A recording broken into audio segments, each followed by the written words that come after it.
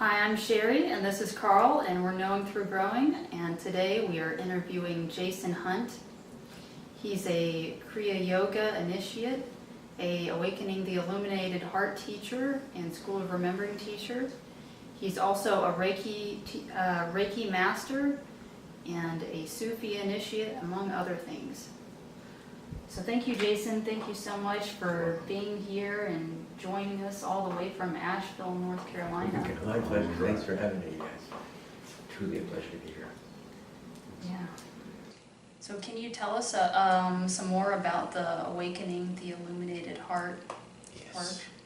So this is Drunvalo Melchizedek's work. He's my teacher, and he's like the head of the school around the planet. There are about 250 of us Awakening the Illuminated Heart teachers around the planet, certified teachers. Because there's a lot of teachers out there that are teaching similar stuff and they're not certified by Drunvalo, so we make that distinction.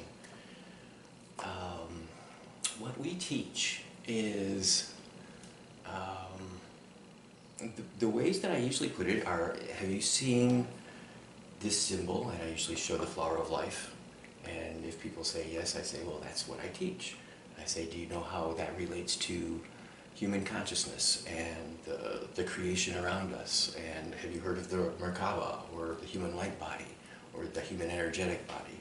These are all things that I teach, and these are all things that are at least touched upon in the workshop. It's a 4-day workshop. It's 4 intense days. It's the exact same material and information that Drunvalo used to teach in 5 days. So we've kind of squished it down. Drunvalo used to have these great, huge 150 people audiences, and we tend to have smaller audiences and classes, so we can give more attention, more personalized attention. So we do squish it down, and it's the exact same information, but in a shortened amount of time. So more of a one-on-one kind of thing? More so than Drunvalo was able to do.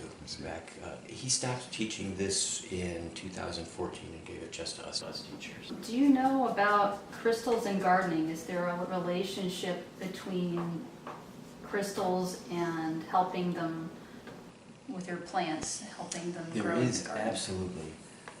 Not only do, well, the crystals and the stones come from Mother Earth. And I'm making a distinction between crystals. Crystals have crystalline structure, and stones, which don't necessarily have the same crystalline structure, but they're made out of the same stuff. They all come from Mother Earth. Plants come from Mother Earth, so they're intimately connected in that manner. But as well, the crystals and the stones that we get in crystal shops interact with light. That's what makes them valuable, so to speak. That's what makes diamonds valuable, or sapphires, emeralds, whatever it is.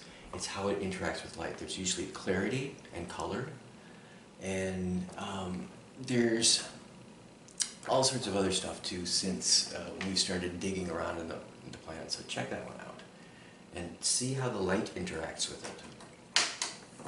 Now again. Oh yeah, it's beautiful. I see different colors coming out. Yes. That's called labradorite. Kind of like reminds me of the little lizards I see crawling around in my yard. When they move a certain way, they've got a different color to them. It kind of has that same type of a... Or butterfly wings. Right, yes. That iridescence to it. Right. So once again, this is how light is interacting with them. I see. So light interacts with plants, obviously. Light, heat, water, all that stuff. But light also interacts with us. Mm-hmm. Maybe not as obvious, but if you take a look at your fingernails, toenails too, and you think back towards when you were in your mother's womb and you were just a few cells large, there was a time when you were translucent. Your entire body was translucent. Mm-hmm. It still is. It hasn't changed. It's just gotten bigger and thicker. So when you were a kid, did you ever take like a flashlight and shine it through your Yes, yes. Like you could see the little veins in there. You Right, can see right. the bones in there? Yeah. Mm-hmm. Yeah. Yeah. It's still the same way. The sun light that comes and hits us, it moves through every cell in our bodies, moves literally through our bodies. Right. But we tend to, again, either not think about that or stay indoors, or we just haven't put 2 and 2 together, so to speak. I see. So light affects us. Light affects the plants. Light is what makes these crystals beautiful. there's a slight miracle that's happening, that Mother Earth would create these stones and crystals in this red, orange, yellow, green, blue, violet spectrum, which is the exact spectrum that our eyes can apprehend and see as color. She doesn't make them in infrared or ultraviolet colors, at least that we know of. We'd have to have instruments to pick that up. So that in itself is a miracle. There's the entire electromagnetic spectrum out there. We see less than 1% of it, and she's creating these stones and letting us dig them up just in, I mean, it's way beyond the workings of chance, if you're following me. Yes, I am. So in relation to plants, where the vibrational energy of plants, are there certain stones that have a frequency that would interact with plants in a way that to help them grow? Or One of the easiest ways, I would say, would be to take a good clear quartz crystal and program it. okay, And have it talk to the plant, or, for instance, give love to the plant. And it can do this when you're there, but the beauty of it is when you're not there as well. It'll keep doing that. can you explain to me how we would go about programming a crystal for that? Yes. No, that would be Absolutely, it's very, very easy. So, crystal it's got a limit to the number of programs that it can take, and this is Marcel Vogel's work. This was actually in the Secret Life of Plants book. He talks about this a little bit, because he worked with crystals. He was working with IBM, and he did a lot of research with crystals and found out that they have a limit to the number of programs that they can take. Their white plant grow abundantly and produce fruit or whatever it is abundantly. I would ask the crystal to spread abundance or to radiate abundance to this plant. And just put my focus on the crystal, and I do it for one breath. So think and feel abundance to the plant, abundant growth, healthy growth, for one entire breath, in and out. And it will do that as long as you ask it to, until somebody or yourself comes in, erases it. okay. Now you would have to start out with a cleared crystal. That and how would you know that the crystal was cleared out? Is there steps that you can take to clear them before you program them? There are. When I bring a crystal home from a store, or if you get it from the mine, this is not nearly as important. But in stores, they're usually handled by other people. So I usually just run it under water, and I use Dr. Bronner's soap, which is a biodegradable old hippie type soap. Okay. And it just cleans off all the, not only actual goo, like finger oils and stuff like that, but running it under the water also clears it. You don't need to do this. People talk about putting it in sunshine or moonlight, or putting it in seawater, or just in sea salt, and all these ways are viable and they work, but they're really due to our belief structures. Again, Marcel Vogel found out that all you have to do is think clear, and it'll clear. Oh, okay. That would make sense. It doesn't have to be all the rigmarole. Okay. I buried mine in the garden. So yeah, They but, love that. in the moonlight. Yes, that doesn't hurt it a bit. So, but that is. I think you make a really good point as far as it's got to do almost like a placebo effect. Sherry's talked about that many times. It has to do with belief structures, actually, and we'll get. I'll be talking to you guys more about belief structures with the upcoming questions as well. I think. Sounds good. Our belief structures, just briefly, are the limits that we have on our reality. It's there's only one reality, but there's on this planet 8 billion different human ways of interpreting the reality, and they're all valid. So this it talks about the two truths that exist. There's absolute truth, which we can't really talk about, but it's unchanging, and all words point to it, and all experiences point to it. And then there's our personal truth, which grows and changes with us, and is relative to us. So your truth might be different than mine, different from Sherry's, etc. Then there's other truths like 2 + 2 = 4, which is just Yes. That's an absolute truth, but there's also an equation where 2 + 2 = 6. And that's a new math. Okay. has to do with geometry. We're not going to go there I right thought it had to do with kindergarten classes in today's school systems, but go ahead. Yeah. That's that common core stuff. Yeah, the crazy stuff that they do. Yeah. Okay. What would you say is the difference between spirituality and religion? Religions, simply put, religions are traditional and they are a tradition. Religion comes from the Latin religare, which means to relink to. So it's relinking to what? The past, generally speaking. Spirituality is what vivifies the tradition, what vivifies the religion. And there's, again, on this planet, spirit has come and to all different cultures, all different times, and it's sprouted in these different ways, these different traditions that we call religions, the Hebrews and the Hindus and the Christians and the Muslims and the Buddhists and on and on. But they're just different aspects of spirit. And from my point of view, they need to be, the traditions and the religions themselves need to be looked at in the context of the culture and the time. Because spirit came to those people at that time with a certain specific message. When you study the different traditions around the planet, you see the commonalities. Not so much on the outer surface of them, but when you get to the core of them, you see the commonalities very, very clearly. Or a lot of people will talk about the top of the mountain, all the paths lead to the top of the mountain. Yes. That sort of thing. Very good. Okay, great. Thank you.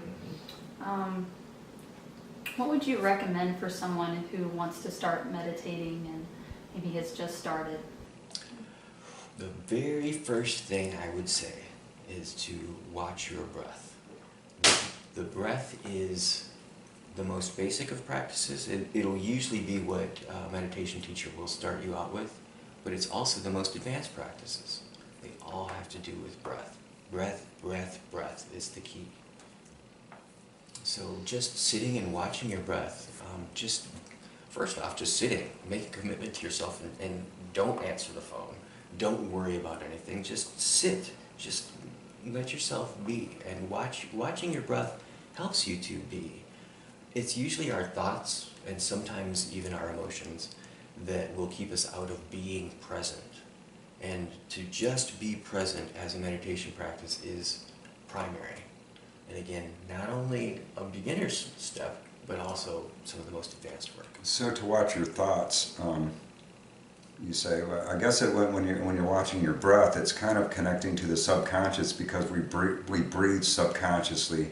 We don't, when we sleep, we breathe all the time without thinking about it. So it's kind of a subconscious connection. Is that what you're leading to? What the Sufis say is that when you are forgetting to breathe, when you're, so to speak, subconsciously breathing, Allah is breathing you.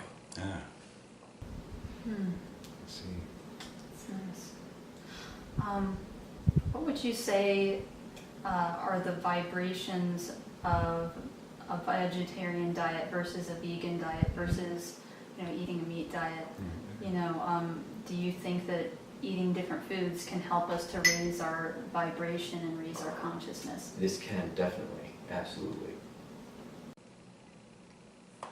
This is a multi-layered question, so I'm going to give you a multi-layered answer. And so I'll start out by telling you a couple stories, and then I'll kind of wrap back around and tell you what I've learned from my story and other people's stories. So I went vegetarian when I was 18, made a decision to do so, and I didn't have any problems with meat. My ancestors ate meat. I have good sharp canine teeth, and my digestion was fine, everything like that. So my body didn't have a problem dealing with it. It was more of a consciousness choice. And I realized after years of doing the vegetarianism that my ancestors, I was born in Wisconsin. This body was born in Wisconsin. My father was born in Wisconsin as well. I almost have dairy running through my veins. So I went vegan for a short while. And what I found when I was vegan is that, yes, I was raising my vibration. I was very happy, blissful all the time.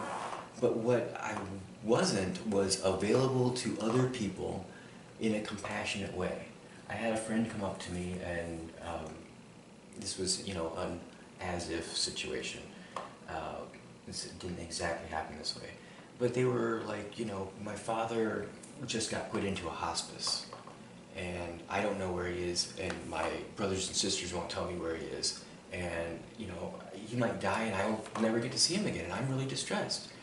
And when I was vegan, my response would have been like, oh, it's okay, you know, your dad's within you anyhow. You'll see your dad when he dies, and you die, and it's okay, you know, don't worry about it.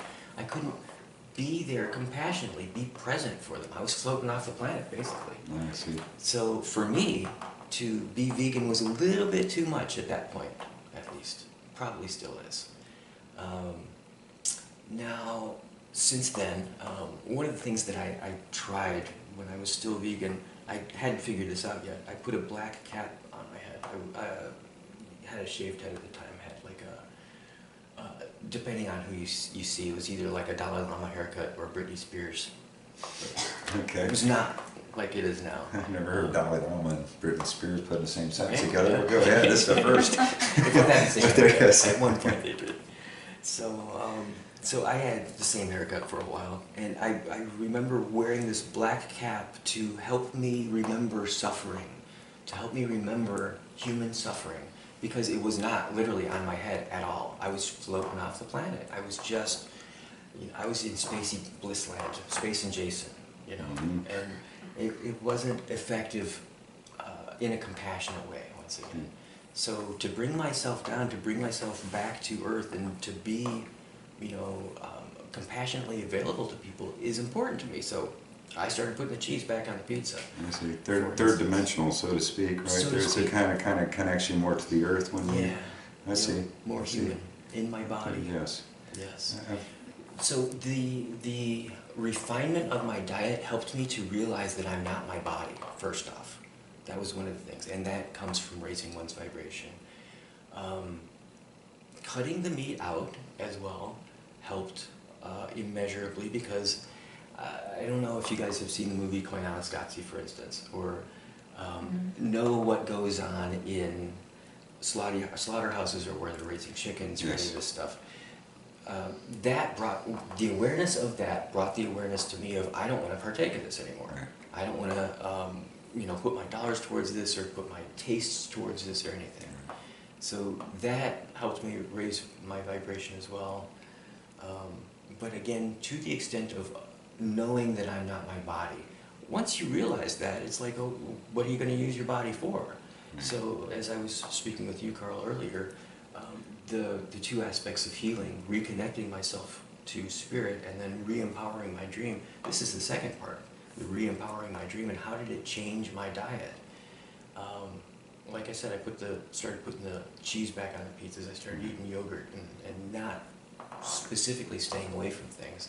But then I started looking at my spiritual teachers, and the Dalai Lama is one of my great teachers, and I know that he eats meat. He was put on a vegetarian diet when he was ordained as a monk. I've heard him tell stories about after he had been taken to the monastery and his family would come and visit. He remembers his father eating pork, and he said that he was watching like a dog each bite from the plate to his father's lips, you know, because he loved pork so much. That was when he was a kid. So he started growing older. I think he was in his 20s or 30s that he started developing a gallbladder problem. And he's the Dalai Lama. And besides that, he's in India, so they've got some of the best Ayurvedic medicine available in the world. So because he's the Dalai Lama, they also had the best allopathic medicine and the best Tibetan doctors in the world. And they all gathered up and said, we don't know what's wrong with you, we don't know what's wrong with you, we're going to have to take your gallbladder out, this and that. And I'm not sure if he did actually have it removed, he might have. But the doctors, after a while, they looked at him and said, look, your genetics, you guys came up eating yak in Tibet. Why not go back to your ancestors' diet? They put him back on the ancestors' diet, and he doesn't have any gallbladder problems anymore. So, So this is over time that the body develops and becomes used to certain things. But I've heard it said from other spiritual teachers that the first step to enlightenment is your diet, to where going on to a vegetarian diet, even vegan diet, would be the first step to raising your vibration to getting more spiritually connected. yes. Okay. And this wraps it back around to, as I was going to say, this is a multi-level question, so Okay. multi-leveled answer. Right. This brings it back to belief structures. Part of why they're saying that is to raise awareness. Especially in the West here, we have so many processed foods, and people don't think about what they're eating. They're not conscious of their eating. Right. There's a marvelous gentleman out there named Gabriel Kuzins, who his first book is about conscious eating, and he's all about raw food and vegetarianism and all this stuff. He's great. Meanwhile, I can be driving down the road, like coming down here to see you guys, and people are, drinking and eating very unconsciously. So that's a large part of why they're saying that, why that precept is, to first become aware of it. After a while, like the Dalai Lama, it doesn't matter so much what you eat, it's about how you eat it. Now, you guys saw that movie, the Avatar? Yes. With the people? Yes. When they were killing those beings, those dog-like beings, they did it with consciousness. Yeah.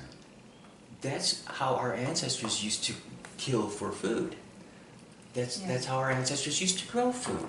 So it's, again, not so much about what you do, about how you do It's it. odd you would say that because I've, I have chicken once in a while. I try to get the chicken that's been raised correctly and not tortured. And I found that when I right before I'd eat it, I would kind of thank the chicken for giving its life for me so that I can help to better the world, basically, and use that protein that I've gotten from that chicken to help humanity as a whole and help the earth, basically, as a whole, because we're all of us being one with the earth.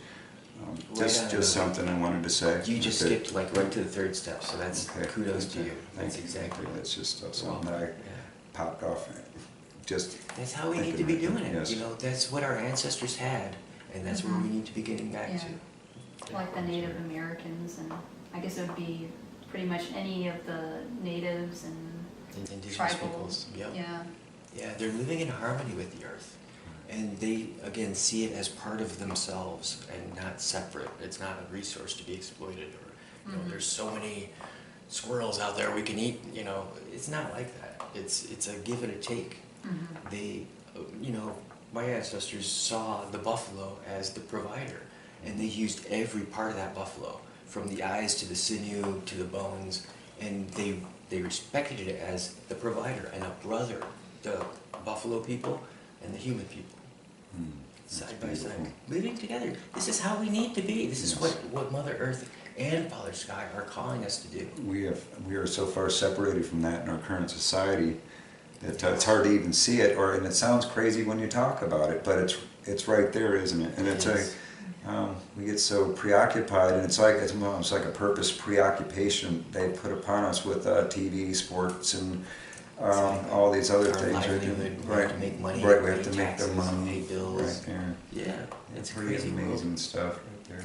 So one of the things about this spirituality and these times that we're moving through is to have one foot in each world. To, for myself, I would say, explore my spiritual side, but as well, explore my worldly side. And for myself, I've been working on the spiritual for many years now. I get to work on the material side of things much more. That's part of why I'm here with you guys, getting the word out. But I feel like we're raising our consciousness as a collective. We're reaching a higher level. Do you feel like we're at 4D yet, or how?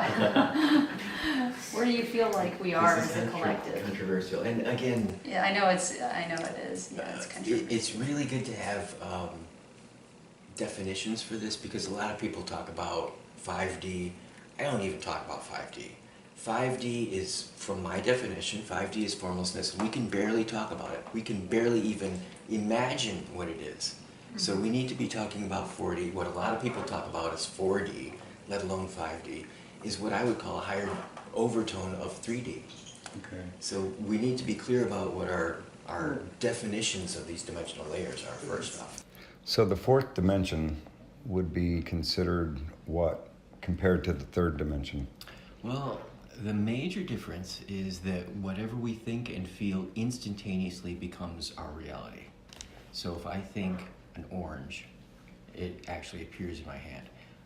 There's a link to that here in our third dimension, but there's this time lag where we separate thinking and feeling orange, and in our case, most of us would either go to an orange tree and find an orange, or go to our grocery store and buy an orange. Okay. But we're manifesting an orange. We're talking now about the what do they call that? The double slit experiment, where Yes. that with quantum physics, where when we see something, it's a wave, it's a potential, and now we look at it and it becomes an actual particle, which becomes a thing, and you're tapping into There that are concept. two different ways for physicists to look at the universe, either as particles or waves. Correct? Okay. And that's what that experiment is showing us. Either one is very valid. It's very analogous to what Einstein said, that there's two ways of living in the world. Either everything's a miracle or nothing's a miracle. Yes, I've heard that before. Yeah. Very good. It goes right along with that. Interesting. So when we're in the fourth dimension, everything that we're thinking and feeling becomes our reality instantaneously. Again, here we've got this time lag. As we raise our vibration, that time lag shortens and shortens and shortens. A lot of people have experienced this until it's almost instantaneous. Sometimes it is instantaneous. Sometimes before you even think it, the thing will appear in your reality. That's, from my perspective, that's because your heart is actually creating it. Sometimes our brains aren't keyed in on what our heart is doing.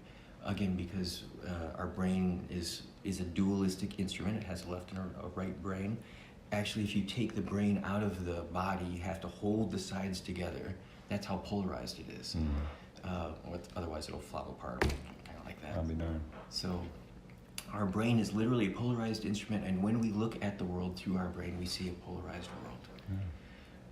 Because of that, it doesn't always get the impulses that our heart is creating. So many times for myself, something will show up in my reality, and I'll say, I didn't pray for that, I didn't create that. And my heart will say, yes, you did. You remember when you thought or felt this? And my brain is catching up, so to speak. I see. So your heart, I've heard it said that your heart is actually more intelligent than your brain. There, and that would walk hand in hand with what you're talking about Yes, there. I totally feel that. That's very interesting. So, This actually has something to do with our times that we're moving through right now. Most of the world, if you talk to a lot of the people out there, probably 90% of the people, again, in third dimensional reality, who aren't into crystals and this sort of higher consciousness stuff, they evaluate who you are and how much worth you are in the world by your brain. Do you have a master's degree or a PhD or whatever? Have you written books? How much money do you make? All these things usually have to do with our brain and the, again, outward going in our material world, this sort of thing. The Egyptians had a different view on things. And it's something, again, it's our past that maybe we can learn something from. Our ancestors, when they mummified somebody, it wasn't just anybody that they mummified. They took special people and mummified them. But when they mummified them, they took all the organs out of the body, except for three important organs. And two of these organs they put back in the body, the heart and the genitals, because they felt that we would need these for the afterlife, fourth dimension, by the way. I see. The other organ was the brain that they gave special consideration to. And what they did with the brain is they basically stuck a skewer up your nose, you're dead, and they scrambled the brain and pulled it out through the nose, and they threw it away. They put it right in the trash can because they felt that it's not only not useful, it's actually a hindrance when you get to the fourth dimension. We're not doing that, and I've learned the hard way that it's not about that. It's not about killing our ego or squashing our ego or getting rid of our brains. It's about finding balance between them. So for everybody out there that's got a brain and an ego and all that stuff, we're not getting rid of it. It's about bringing it into balance.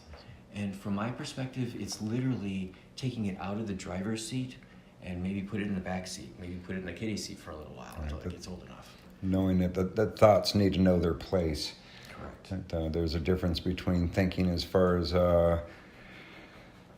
just like you have to figure something out, so you're using your brain to figure it out. But when you're just sitting around idle and you're just thinking about like things, a lot of drama will start coming into your life and things like that, which is creates a lot of problems in your life, which actually beats on the heart. Yes. Right there. So that's just my opinion. These are what we call mental and emotional obscurations. Okay. And they keep us out of the reality. And I'm saying that with capital letters, the reality.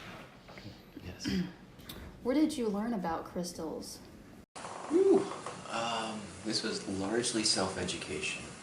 I remember before I was 10, I don't remember exactly when, but before I was 10, my uncle gave my brother and I each a half of a geode. So a geode is like it's kind of a hollow thingy. Ours are almost spherical, and it's got crystals all on the inside. My brother got one half, I got the other half. So that's what got me interested in them. And, you know, everything from looking at the rocks outside in the driveway to going to rock and crystal stores. So I've been doing this for a long time, and it's, again, like I said, largely a self-educational thing. There's all sorts of books on the planet these days. This is an old gem therapy book from India from the 1960s that actually came out back then. All sorts of stuff. This one is only about tourmaline. Whole book about tourmaline. Lots and lots of stuff out there. So I recommend that you educate yourself. Just find what you vibe with and check it out. There's one popular book recently, it was published probably 12 or 15 years ago. They've got a new revised edition with 72 new stones in it. Stones are being found literally every day on the planet, new stones. So you could go with a new stone or crystal or mineral every day for probably, I'd say 4 or 5 years and not run out of stones on the planet. There's that many stones that are available, and to me they're interesting. So you know, go for what you know, attracts your eye and what seems pretty to you and what you're attracted to, but educate yourself about it as well. Find out what they're made out of. Find out why they look the way they do. That's what really interested me. And again, understanding how they not only interact with me, but how they interact with the rest of the world, how they interact with other people, plants, the other realms. I heard that, I believe it was Tesla that said that he believed that they were actually alive. He couldn't prove it, but because they have frequency, they're actually living. Yes, they are actually living creatures. From my perspective, this is true also. Okay. There's, in the Taos Pueblo, there are different clans that they initiate people into. And one of those clans is the Crystal Fetish clan. And they actually say in there, people who are in that clan, crystals are alive. And we're like, yeah, they're alive. But no, they're really alive. They think and feel and they listen just like we do. They're recorders of energy. We can get more into that later, but they, from my perspective, they really are alive. Yes, I know that crystals, quartz crystal are used in vibrational measurements because they do put out a millivoltage when they shake, when you shake them. Mm-hmm. Quartz are used for a lot of things. I believe that's the reason why we have a computer and we have radio frequencies because of quartz. Yes. There, so that's interesting. That Yes, they have a uniform frequency when you put an electrical charge through them, and that gives a certain pulse. Yes. very good. Absolutely. What lessons have you learned along the way? So could you give us maybe just one lesson that you've learned along your journey? The biggest lesson I've learned along the way is, again, to move from my head to my heart. For me, this is really, again, a multi-leveled question, a multi-leveled answer. It's not just that easy. For me, it's about again, practicing this, doing this in regular daily life, doing this when you're in the midst of a traffic jam, or when somebody's upsetting you or whatnot. That's one of the biggest things. But in doing so, in being in my heart, in practicing this, I'm learning to trust myself. That is probably the biggest, most huge lesson that I've gotten in all of 47 years in this body. So you're saying that you've learned to trust yourself because you can better trust your heart than your mind, than your brain, excuse me. Yeah, I'm even learning to trust my brain, which Okay. from my perspective is remarkable. Okay, so then that would be because you've got a better balance between the heart and the brain, and as a result of that. Yeah, part of it. Okay. It's also for me, I'm. This might go over your head, but if it does, let me know. Okay. I'm purifying my my vibration. I'm refining my vibration, and I'm eliminating obscurations, mentally and emotionally. As I do that, I'm again learning to trust myself. In learning to trust myself, I'm learning to trust the world as well. These are supposedly trusting ourselves and trusting the universe, trusting the universal process, trusting God, whatever you want to call it. These are the two main human issues that we have on the planet, and they're both trust issues. So that's where my work is at. That's where the focus is right now, and it is effective. There is an end to suffering, and there is a purpose for being here. There's meaning to life. Right. It's not necessarily the meanings that we're taught or that we're thinking that it's going to be, but it's in being in our hearts and in loving one another, we come to learn and live the meaning and purpose of life. Purpose, that would be a good thing to understand what is my purpose. That is one of the things I've been working on for quite some time now. It's going to be different for each and every individual, but on a general level, we are making a beautiful world of beautiful people. Yes, it's growing. I could feel it. I could feel it Yeah. strongly. So it's awesome. Yeah, we have to find it ourselves, right? Right. It can't be taught to us what our Right. purpose is. Yes, correct. Yeah, Exactly. I agree with that 100%. Yes, and we're all individuals. I think that somebody said once there's a religion for every human being. Yes. Muhammad said that as many souls as there are, there's that many souls paths to Allah. Right. Exactly. Yes. It's the I'll same be thing. darned. Yeah, I've heard it put in a different way, but it's the same thing. And these are all Yep. very spiritual people who've done a lot of study and come with these same conclusions. Yes. Mhm. It's an inside job. That's what it comes down to. Inside job. Yeah. We won't bring that up. Uh-oh. But there is honor amongst thieves as well. Yes, And that's- when you know someone, you know that they know because you know. Right. Yeah. Yes. God. This question has been kind of controversial in the spiritual community. Some people say you need a spiritual teacher. Others say you don't. What's your take on that? It's kind of like I'm learning some Taoist stuff recently, and they say that there is the path of doing before there's the path of non-doing. The Taoists are all about non-doing and Wu Wei and whatnot. It's a Chinese term, but it's you have to learn how to do first. So what my Sufi teachers say is that now this period in history is when we need more teachers and gurus than ever, so that we learn that we don't need teachers and gurus. So that we learn that the teacher and guru is within us. There's so many traditions on the planet, but once again, we are universal beings. And we come, again, this might be controversial for some folks. From my perspective, every person on the planet comes from elsewhere. So we bring that universal beingness to this planet, forget about it, think that we're an individualized, encapsulated in flesh being, and then gradually remember our way back to our unlimited beingness. So in doing so, we will probably take a teacher, maybe enter a tradition or a religion even, and take those paths. But there's the path of the path before you get to the path of the non-path, so to speak. I think Bruce Lee said, ultimately, self-help is the best help. Yes. That's I right would there. even say the only help. Right there. Okay. Yes. Yes. Well, in a sense, it's yeah, the oneness of it all. Yes. It is. It Yeah. looks like there's others out there. Right. But this is part of the illusion. It's a really good illusion, and let's play it for what it's worth while it's here. Right. But in the meantime, let's understand that maybe there's something else going on, and to see that, to at least search for it, and then see Yeah. it. Very interesting. Very interesting indeed. This question comes from Jacob, who took one of the AITH classes with us.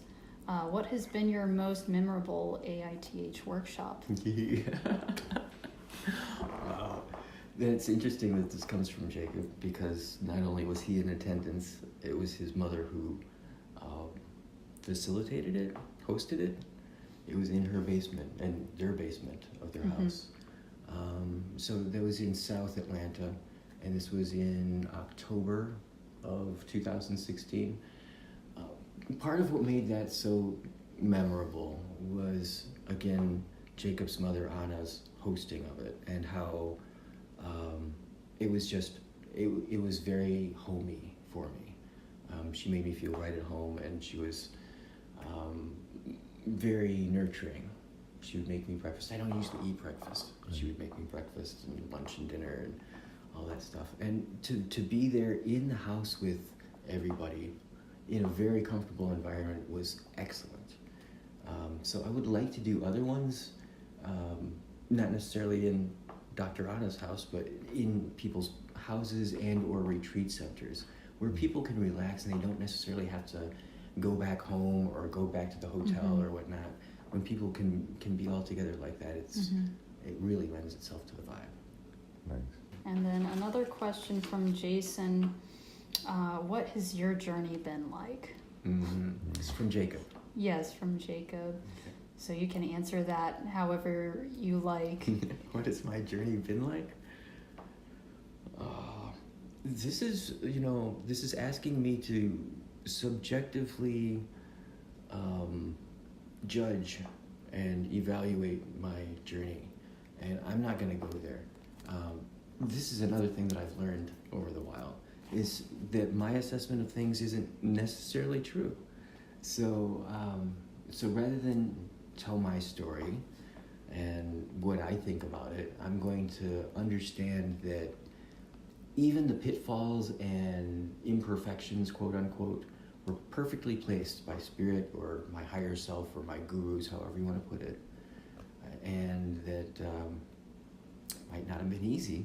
It certainly wasn't easy, many times. And yet it was entirely worth it, because it's brought me to the awareness that I have here and now. That same awareness, whatever journey I've been through, whatever oneness, or the Sufis call it Tawheed, the vision of unity that I have, is within each and every human being. It's within each and every living being, item, creation, whatever it is. Because there's only one spirit that's moving through here. But it's been a long, hard journey to get to that point. So that's about as much of an assessment from my brain as I can give you. It's been perfectly placed, but it's been not so easy. A lot of times people think when you get onto the spiritual path that it's going to be all rainbows and unicorns and sparkles, and they sometimes falter when they realize that it's not that. Right.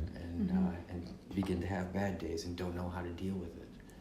So for me, that's one of the remedies, truly, that the spiritual path brings, is an amelioration of, again, mental and emotional obscurations. You know, all the stuff that the Taoists would say, the artificialities that we gather to us. We come in here, all of us are pure.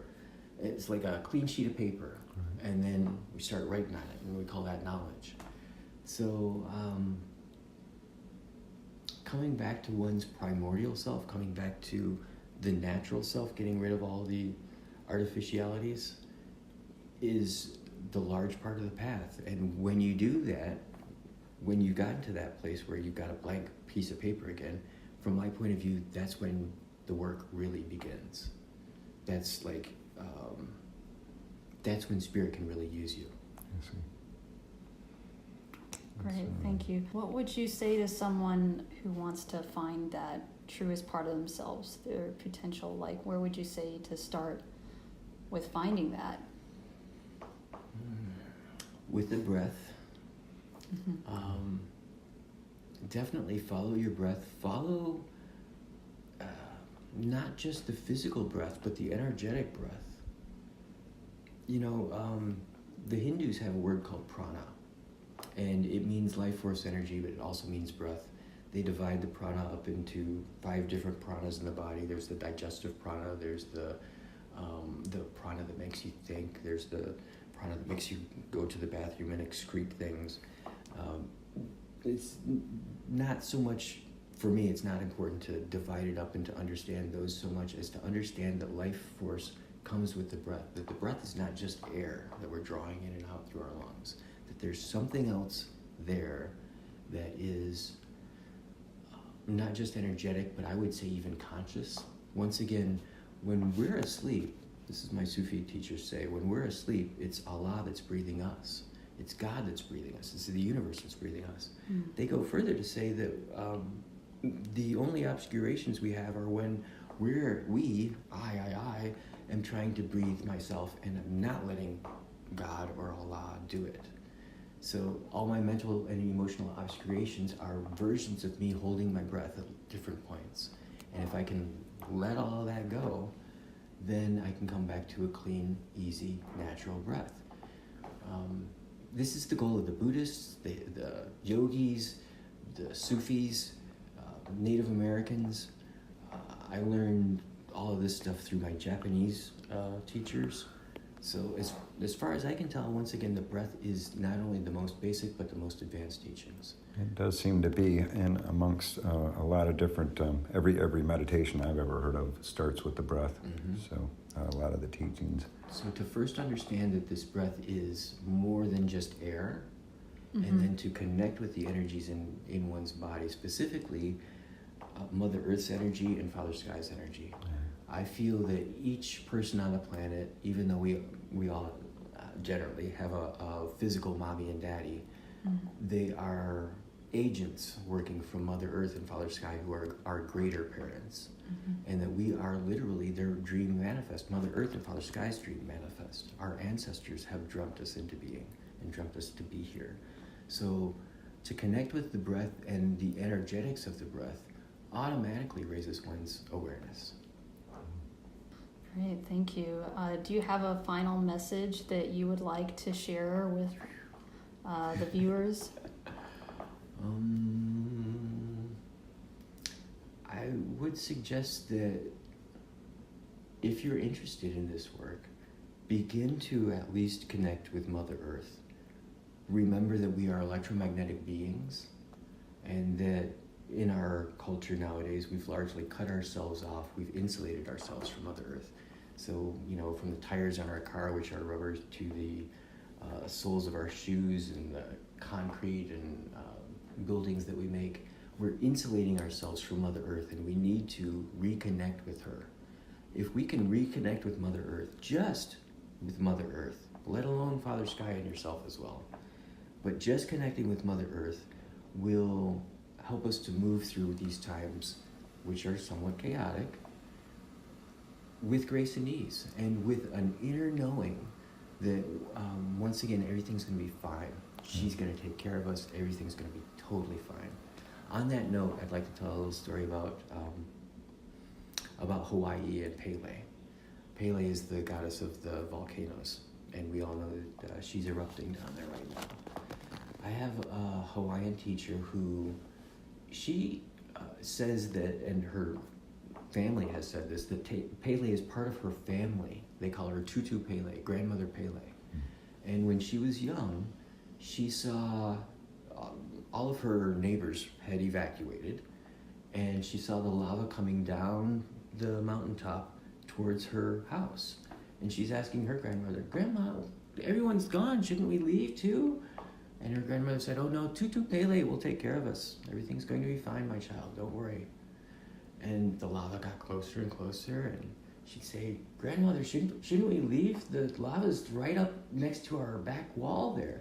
Grandmother said, "No, Tutu Pele knows who we are, and she'll take care of us. Don't worry about it."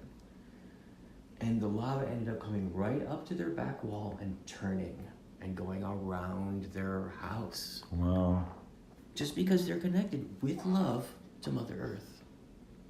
Wow, that's amazing. That is a beautiful story. Yeah. There, that's So that story tells more than I could ever tell, really. wow. The connection is it's everything's connected, I guess.